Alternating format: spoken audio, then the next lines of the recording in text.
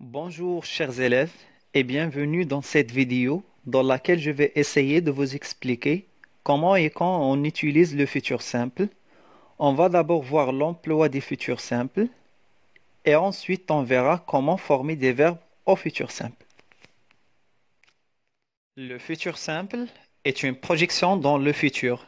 Elle s'utilise pour parler d'une prédiction, d'une prévision ou d'un projet rêvé. Prenons quelques exemples. Le premier exemple, dans 30 ans, je serai très riche, je donnerai d'argent aux pauvres. Le deuxième exemple, demain, il fera beau partout au Maroc. Le troisième exemple, quand je serai grand, je serai un professeur.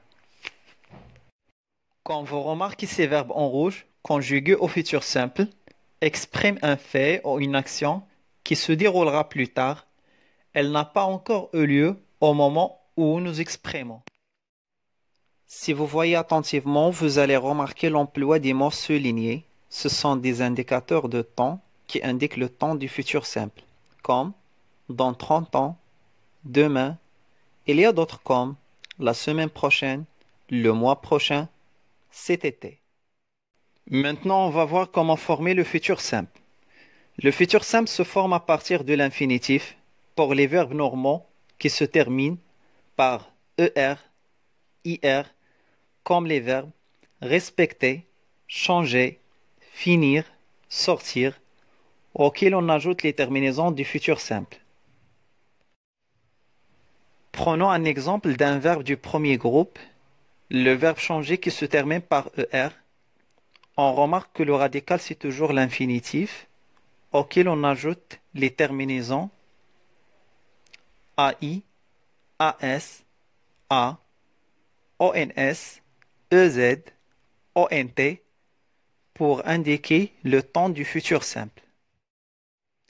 Et pour les verbes qui se terminent par re, comme conduire, suivre, prendre, si vous voyez attentivement, vous remarquez que le radical c'est l'infinitif moins la lettre e. Prenons un exemple, le verbe prendre qui se termine par re. Le radical c'est l'infinitif moins la lettre e, auquel on ajoute les terminaisons du futur simple.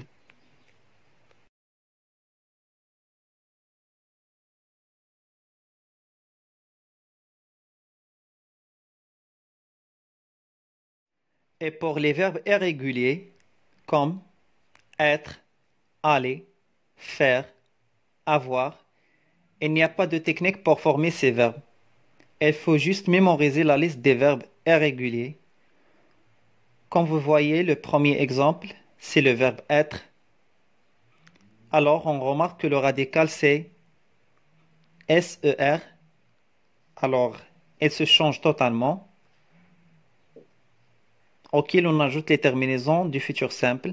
Je serai, tu seras, elle sera, nous serons, vous serez, elles seront. Voilà donc la liste des 15 verbes irréguliers les plus fréquents.